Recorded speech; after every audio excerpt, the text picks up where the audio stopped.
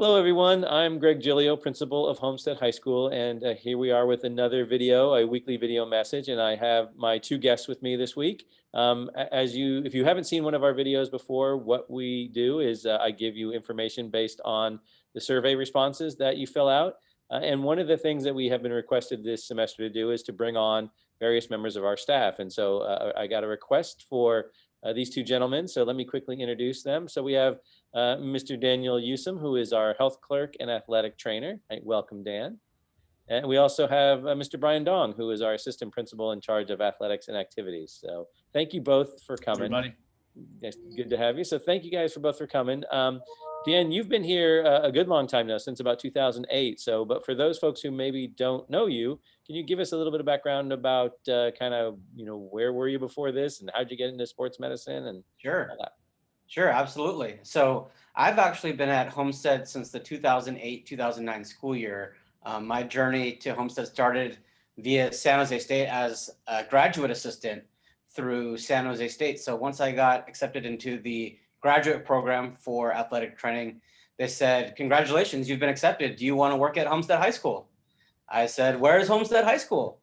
So I got on Google, I Googled it, I drove by the school and I said, "Okay, this might work." I thought I'd be here for 2 years while I was knocking out grad school. And I think we're like at year 12 or 13 at this point. So it's now became my home away from home. And I couldn't be happier to be here and provide sports medicine services for all of our wonderful student athletes. Right. And so, and again, we're glad you found us on Google and that you've been sticking around. But so for folks who don't exactly know what you do, so during the day, you're in the office, you're a health clerk, you help kids with first aid kind of stuff or medications and students who have medical issues. That is part of what you do. And then in the afternoons, you are out with our sports teams, all of our sports teams, taping up kids, helping with injuries, helping keep kids healthy and safe. Absolutely. Yeah, definitely appreciate that good work. And then Mr. Dong, you've been with us for 8 years and started off as a dean here and then are now into the assistant principal position, but you have a long history in this district. So do you want to fill folks in on that? Yeah, I do. I can say that I'm a Fremont and Union High School District lifer. Having been born and raised in Cupertino, having been through the school system for all the way from CUSD. Once I finished college and got my teacher credential, I came back to teach at Monte Vista, the school that I graduated from. I was a teacher there for 8 years. I taught math and computer science. And, like Dan said, this is my home away from home too. And with my own kids, I have three kids that are growing up and I actually live in the Homestead attendance area now. So I want to make sure that my kids come through the same school system that our kids have gone through. I want them to come to Homestead down the road. So this place means a lot to me. And to feel like I've been here for 8 years now, it's gone by quick. And I've seen a lot of change and done a lot of cool things, but I can't see myself working anywhere else. This is a great place for myself and our kids and my own kids down the road. And I look forward to more years here.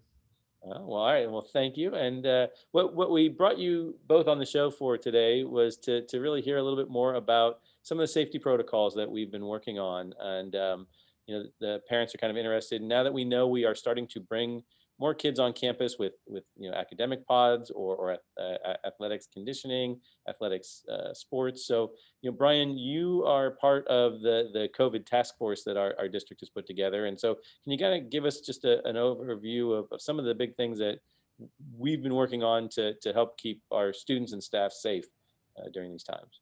Yeah, I mean, it's been an ever-changing 6 or 7 months now on some of the school rules on COVID-19. And first and foremost, it's really unfortunate that we can't bring kids here and that we can't have our teachers doing what they love doing, which is teaching in the classroom. And so because we can't do that, we've made sure that those that do work here or those teachers that are teaching from their classroom follow really safe and strict protocols so that we keep them safe and keep our staff on campus safe.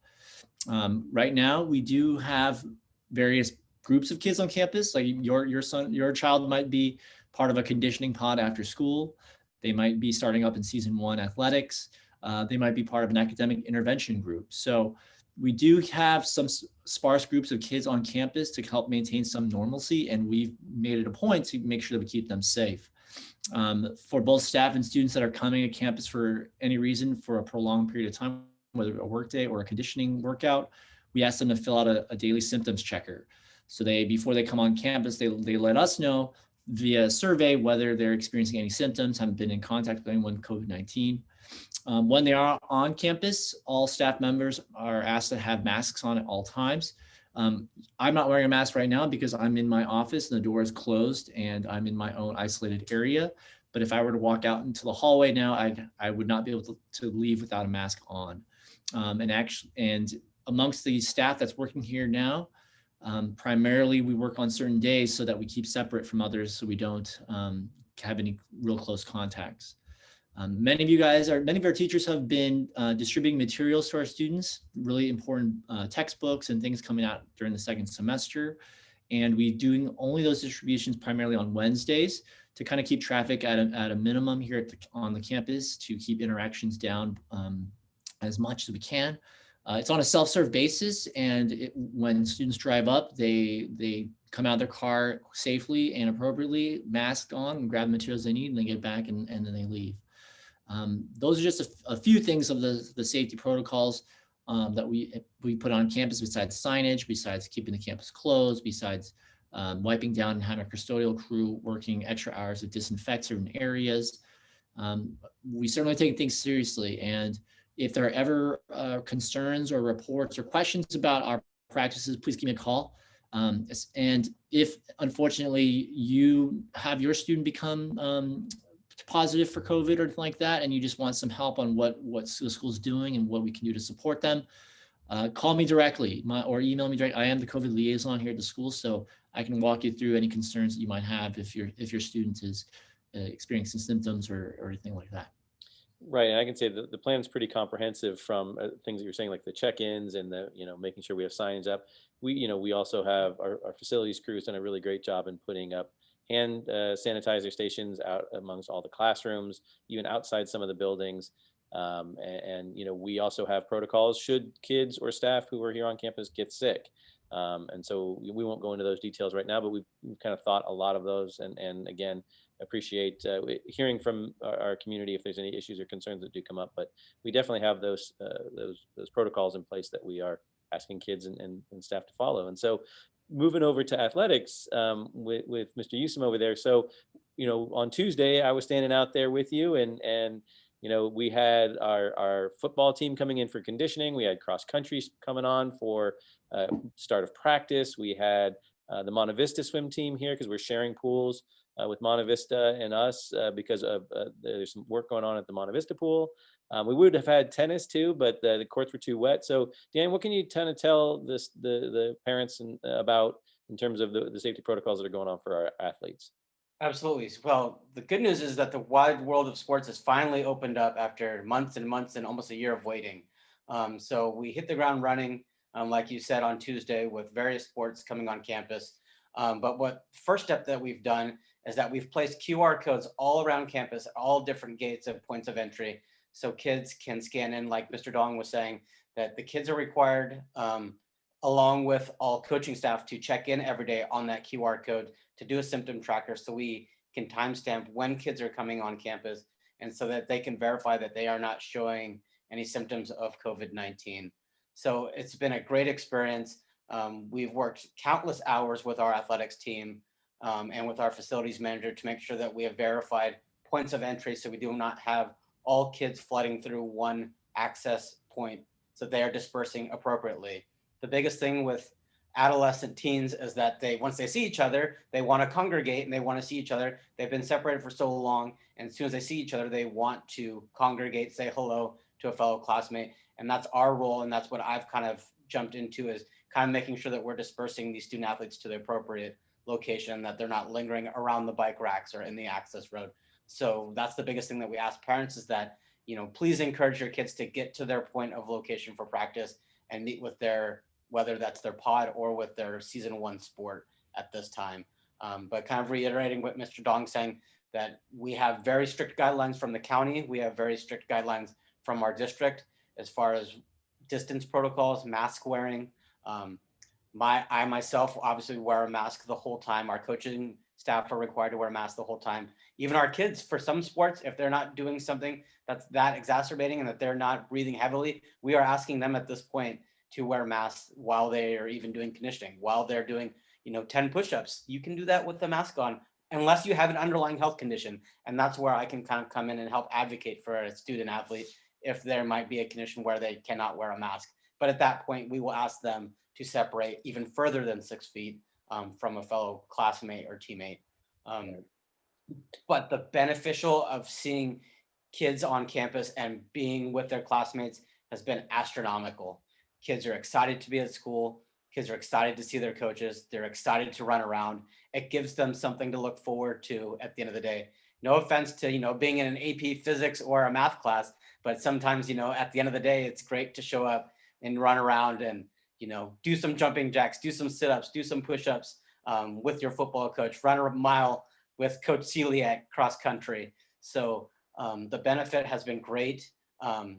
The positive input that we've gotten from parents that Mr. Dong's received, that our athletic director, Mr. Owens, has received, means the world to us, because we know that we're making an impact with these students' lives, and they've had a big void in their life. And we're now finally able to provide them a little bit sense of normalcy, to being able to see peers. But again, our number one goal is safety. We need to make sure that we are following all of these protocols to the T, to make sure that we're providing safety, not only for our students, but for our coaching staffs as well. Definitely. And so, having been out the last couple of days, seeing the activities going on, I can attest to the fact that our kids are actually doing what we're asking them to do. They're coming, they might be coming together, but they're staying apart. They're wearing masks. We have them in enough field space and areas on campus that we can spread people all across the campus.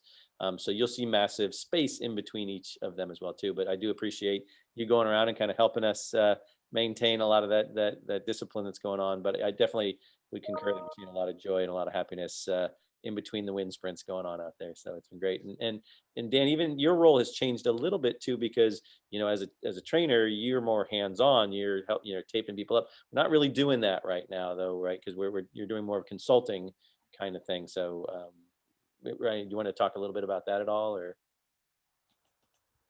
For sure, I can kind of explain. So yeah, so we've established that us as athletic trainers and the 5 athletic trainers in our district, we are also under strict guidelines that again, we cannot do shoulder evaluations. We can't check to see how tight your hamstrings are these days. So what we've kind of developed is that we're kind of meeting with students via Zoom, kind of like how we're doing now. We can have the parents on the Zoom as well, so we can kind of explain what they can do at home. We have wonderful software that we can provide exercises that the kids can do at home. So we're kind of just rolling with the punches like everything else right now. That we can do evaluations, but we can't do any hands-on evaluations. We're doing it safely with maintaining distance apart. So obviously the kids understand the role of being in the athletic training room, being able to hop on a bike, being able to get up, grab a hot pack, and get ready to run 10 miles or do 2 hours of football practice. But obviously that's changed this year. So again, we're trying to not compromise that social distancing, but at the same time, we're still trying to provide as much services for the student athletes as possible. Great. Well, thank you for that. And Mr. Dong, on a final note here, are there places where parents can find information or see things if they want to know a little bit more about what's going on? Right now, the best resource is our website. And if you're talking athletics, we're building out the season 1 information sheet, and we've created a social media platform through Instagram to get information out to our families and athletes. As far as just getting to, we're constantly updating our website. I think that's the best way to put it. And most of these things in regards to COVID that impact our programs here seem to be changing on a dime. And so it's been a challenge for us to get the information out in a timely way and in a way that it appears that we were foreseeing this, but unfortunately we oftentimes we're not, and we don't know what the county is allowing us and what our next steps can be at most times. So the best way really is to stay tuned on our website, contact us directly via email. But that's all I can really share with you guys right now. Great. Well, I appreciate both of you taking a few minutes out of your day to come here and talk with us and talk with the parents to let them know what's going on. I appreciate both of your hard work and getting a lot of the stuff together and kind of doing some of the the dirty work to keep things safe and going on out there. So looking forward to seeing some of the sports in action this semester. So thanks a lot. I'm gonna let you Awesome. guys go, and I'm gonna get on with the rest of the information here. But thank you for joining us. Absolutely. Take care. Thanks, everybody. Bye-bye. All right, well, I'm gonna take a minute here to share my screen. So let me get to my PowerPoint. There it is. And again, so this is our video for weekly video message for February 5th. We start off again. The theme of our parent survey is the spotlight on excellence, or sending Valentines out to the Homestead folks. And so we got several Valentines out there today. So I want to make sure that I can go through all these. So we got a big shout out to our cafeteria workers who are doing the food service on Wednesdays. And these are some folks that you don't often see, and you maybe don't know their names, but I thought it would take a good minute for me to sort of throw their names out there. But the cafeteria is led by Terry Fortson, who has been a great cafeteria manager. She's been here since the old cafeteria and is in with the new cafeteria. And her team is Lupe, Tia, Juan, Claudia, Reina, Cindy, Maria, Anna, Elizabeth, and Edgar. And again, that team puts together about 1,500 meals for the week, because what ends up happening is they create about 300 meals, but the inside of each one of those bags is about 5 days worth of food. So there's a ton of stuff that comes out. So they do a lot of great work. So I'm glad we got a shout out for them. And maybe you can shout out their name as you're going past them if you happen to be picking up some food on the Wednesday. Also had a shout out for one of our guidance counselors, Miss Wilma Wu, in particular for helping a student who had been struggling, and then coordinating with that student's teachers to get more help. So again, thank you, Miss Wu.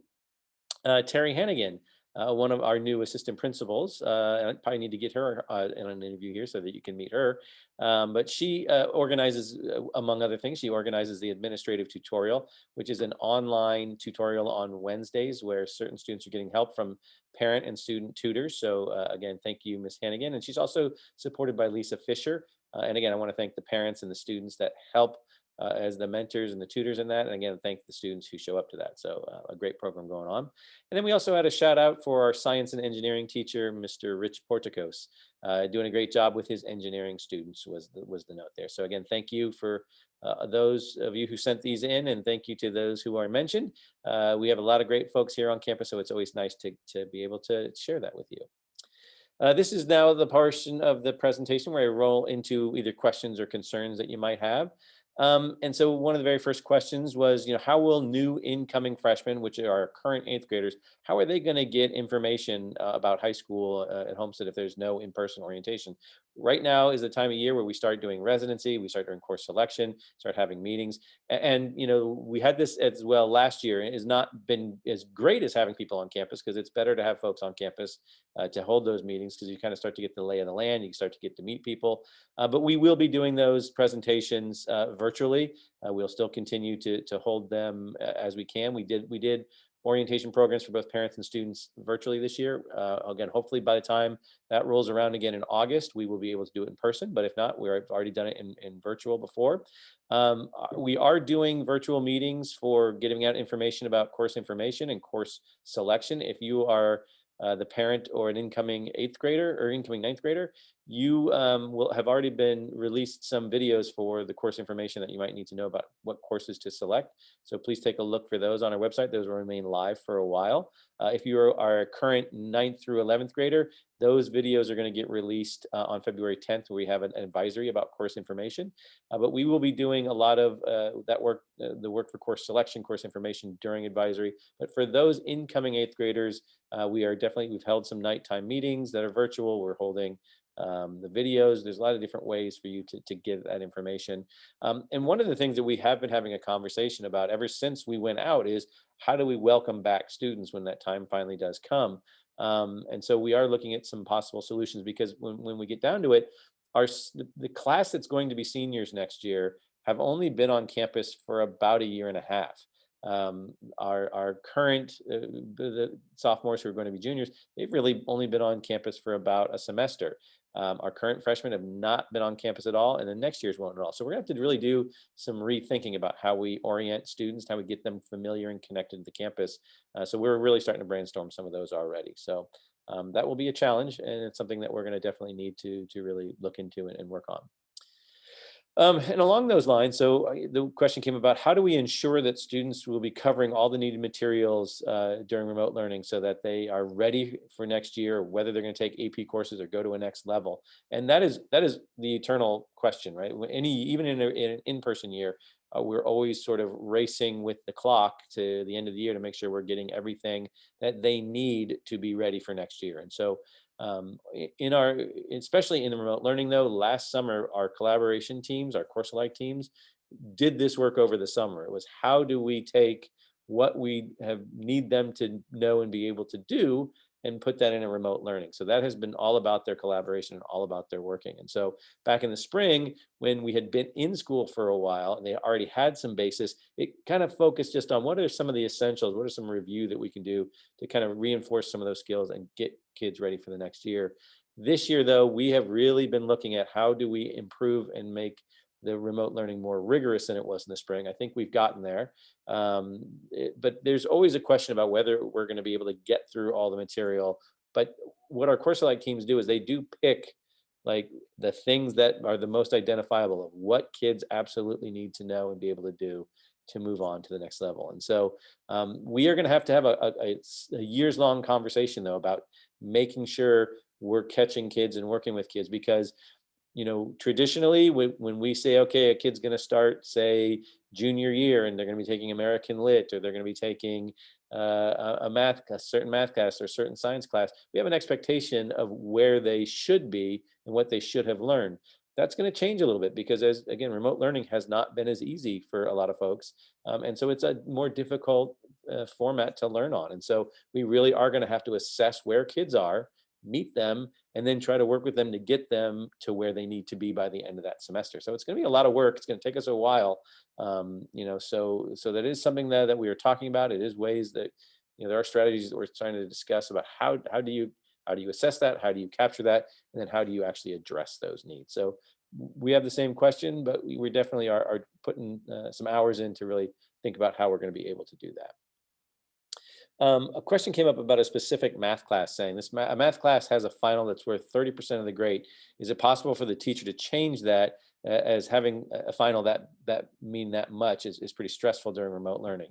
And what I would respond back to you is that this is something really that you would need to bring up with the teacher. This is, the teacher was part of a course alike team. They work together. They come up with the curriculum. Or they come up with the curriculum. They come up with the strategies to teach the curriculum. They come up with assessments on how to test students on whether they know the information or not. And so they do create things like grading schedules and assignments and the points that they're worth. And so obviously this team had a discussion, and that's what they came up with. And so really you would need to go to that teacher though and say, why is this going on? Maybe get some more information about why they have made it that way. There could be arguments that this is a good thing or a bad thing. In this case, it seems to be a stressful thing for your student. So that would be a good thing to talk about with either the teacher or even with the counselor to try and get some help and support in terms of how to support that student in that particular case. This was more of a statement than I think they meant this one as a suggestion, but I kind of took it as a question. Like, I think that we should make some changes during COVID that make it easier for kids who maybe failed the class during the semester, the first semester, to be able to make up that work or to make up that class in distance learning. And what I can tell you is that, while again, we know students have struggled more this semester, we are looking for ways to definitely give them chances and ways out of it. Some teachers do offer grade contracts. Not all of them do. Again, this is a kind of a team by team decision. But there might be something that maybe your teacher is offering or would offer a grade contract, and say like, hey, if you get this grade second semester, you can change your grade first semester, or there's things like that have happened like that in the past. We also have opportunities like night school and summer school. Those are meant for students who have already been through a class, who haven't quite shown that they've mastered the subject yet. So they will go get some review and refreshment and get a chance to pass the class. We are looking, though, at other ways that we might be able to intervene or support students who have failed first semester.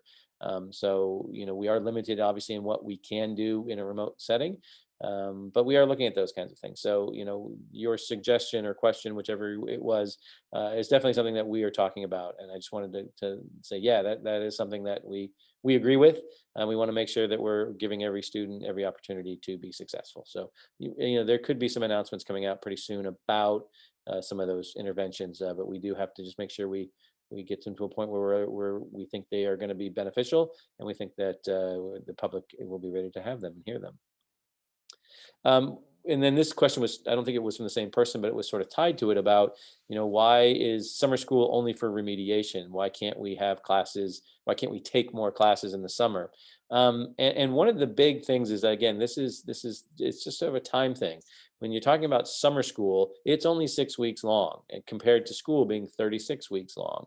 And so while you can play with the hours and say, oh, well, we can go to class for 6 hours in a day during summer school, and so it's the same amount of hours as the 36 weeks. Well, when you think about it, you still have more time to get used to it in the regular school year. You're exposed to the material longer. You have nights to think about it. You have weekends to deal with it. You have time to make it up. And sure, 6 weeks is a very accelerated time to do school.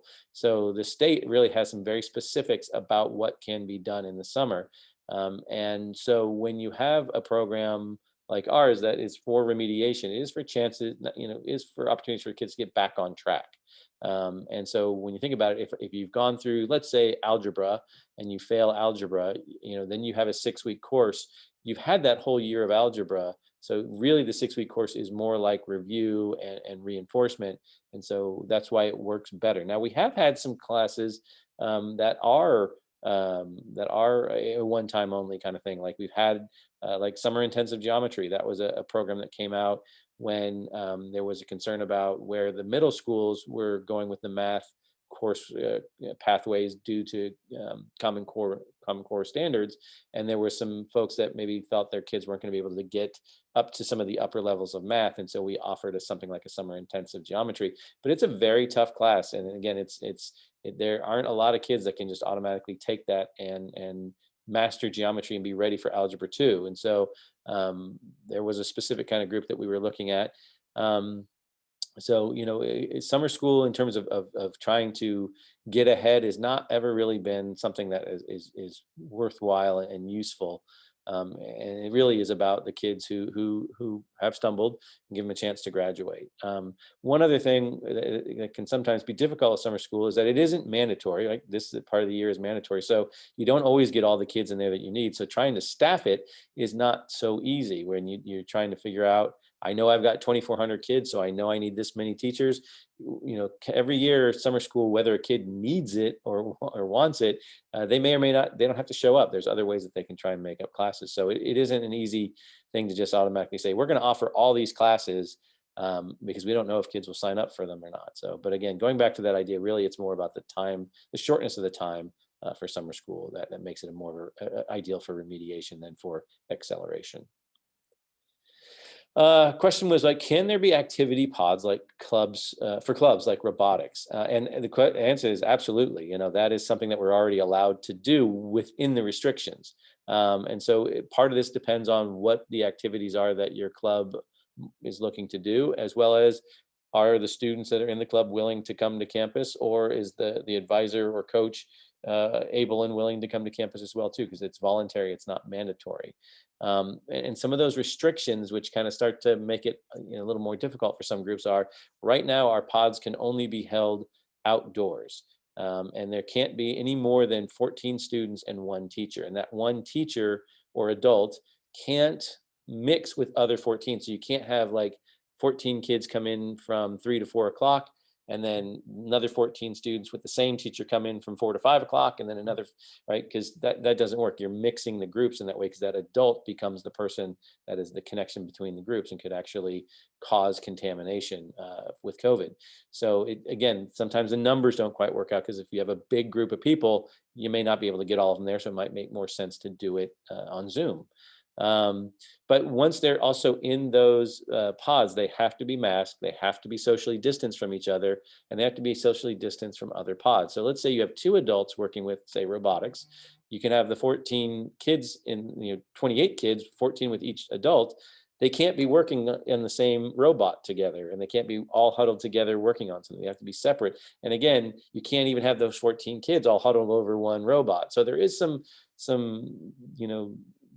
details that make it a little bit harder for some of those to happen, but we encourage the pods to happen. If your folks are looking for a place to be on campus, again, check with the advisor of that particular club, and they can check with Mr. Dong, who you met earlier in this video, and he can help find locations. But again, the pods have to be outside. They have to be 14-1. Kids have to be masked. They have to be socially distanced. And again, you have to make sure that you have people that are able to be here and do it. So if you got all those things, definitely. And so we do have we have had pods for robotics. We have had pods for our equestriates. We've had pods for band. So there are clubs that are doing things. Other clubs are meeting online or doing other things like that. Talking about band, there was a question about what is the status with band and using wind instruments. And so again, wind instruments are any of those that you blow into, saxophones, trombones, all those kinds of things, tubas. This has been it's been a bummer in terms of being able to work with our band. Right now, under the county guidelines, wind instruments are not permissible. We cannot use them, whether inside or outside. So they're just like, no, it creates too many aerosols, you can't do it. We have, though, bought some PPE for wind instruments and for the students who use those wind instruments. So if we ever get to a point where we're allowed to start doing them, we'll take that extra step and be a little bit more safe. I know that sounds sort of silly to say we have PPE for wind instruments, but there are. And again, it cuts down on the aerosols or the droplets that come out. If you've ever been around wind instruments, they're a little bit messy. So that's, again, one of the reasons why they're not allowed right now. But as soon as they are, we will gladly welcome those pods back, because we do have some other sections like percussion that are doing some pod work here on campus. So, again, we're hoping to get there, but that is, again, one of those things that we're not allowed to break in terms of the county guidelines. Big question here, obviously, about when can students return. I get this question every month or every week in terms of the survey. Just the other day, an email came out saying that the district has made the decision to stay on remote learning through April 9th. I'm sure that that's going to be frustrating for a lot of folks. It's frustrating for some of us, especially when we're seeing things like pods and athletics coming back. But again, going back to the county guidelines and restrictions, they are not recommending that 7th through 12th graders come back to school. They recommended that elementary schools come back to school. Again, because you can isolate those kids, you can keep them in one room with one teacher. You don't have them mixing at lunches. You can stagger lunches and all that kind of thing. You cannot do that with 2,400 kids. And even with a hybrid, where you have some kids at home and some kids here, there's still, those issues. So the guidelines from the county is to not have those high schools return back. And so the reason we said 6 weeks or back April 9th, that is spring break. So being able to go out until then, again, it allows teachers to plan their lessons, and so they know what's coming up in the next 9 weeks, or not 9 weeks, next 7 or 8 weeks, because this first 6 weeks is almost over. And again, allows them to plan and understand what's going on. Also allows you to plan and know what's going on. We will, even though remote learning is still happening, again, we're still going to continue with pods, still going to continue with athletics. And again, I think I've kind of stated a lot of those things already in some of the earlier questions, but again, our seasons have started for athletics. That right now we have our cross country, our swimming and diving, girls golf, and girls tennis. And if you think about those are the sports that are allowed to operate under the purple tier because they're outside, they're distanced from each other, they don't have contact, and so they actually are allowable according to the state. But once you start to get to the sports like, say, field hockey or lacrosse, or we don't have lacrosse here, but our league does, football, you're starting to then bring groups of people together. You're outside, but they're physical next to each other. They're broken that 6 feet of distance, and so those can only operate under either the orange tier, red tier, or an orange tier. And then when you have sports that are inside, sports like basketball or volleyball, that's also at sort of the most restrictive tiers, or it has to be the least restrictive tiers, because they're inside, they're doing that physical activity, which is one of the issues that people have out there. But again, what we still don't really know about are vaccines. That's a big question. I've heard all sorts of dates and ideas and plans, so that's been very frustrating. So that's going to be a big key for once we get our educators vaccinated and start getting students vaccinated. That will also help us in terms of being allow us to return. And again, we definitely want to return. Please don't read this as saying we don't want to return, but we also are under those restrictions that won't allow us to return. So again, that announcement just came out. You should have that in email. If you don't have that, let me know. I can forward it to you, but definitely came out from the district. Finally, I think this is the final question anyway. There was a request to keep using the video format for delivering information and for big meetings like back to school night and that kind of thing. And this person had just seen some of the videos for the course information. They thought they were great. They really thought the information, they were able to watch them at their own pace, which they also liked that about the back to school night. They didn't have to rush between classes. And so that's where this kind of request or question came from. And what we have, sometimes we find good things out in bad situations, right? This has been something we have found to be very helpful, and actually finding a lot more ease that people can go back and watch things. People can, go over them a couple times and get more information out. So, we're definitely going to be thinking about ways we can include some of these. Once we were able to return back to person, we don't want to eliminate all the person-to-person contact, but there might be some fear and concern about having everybody, all the parents show up and cram into classrooms and going across campuses. So maybe we do kind of a hybrid situation where we've got some stuff going on campus, but we also have videos for folks to watch. So I think there's things that we've learned here that we're definitely willing to take on and do. Brings us to our final slide, which is our important dates. So again, this is Black History Month, and so we're doing a spotlight on Black excellence. There are videos that our admin team are making, and we're sending out in various ways, and hopefully also being seen in classes. So again, happy Black History Month. I talked about the upcoming advisories that you're seeing. We have a course information fair on the 10th. That's going to be in advisory. And on the 24th, we have course selection in advisory. So a lot of that work will be being done here on campus. And so please ask your students about that, though, and kind of find out what they're doing. And if you have questions, check in with our guidance department. Winter break is February 15th through the 19th. So I know we just feels like, we just had the break between the semesters here, but we have our 1 week winter break coming up. And so that's the 15th through the 19th. And then one of the keys with the competition starting in athletics is our competition is going to be starting around February 15th. So looking forward to that, breaking that milestone as well too. So again, I want to thank our guests, Mr. Dong and Mr. Yusim, for coming. This has been a little bit longer video than normal, but I appreciate you sticking through to the end. I hope you have a great weekend, and we'll see you next week. Take care.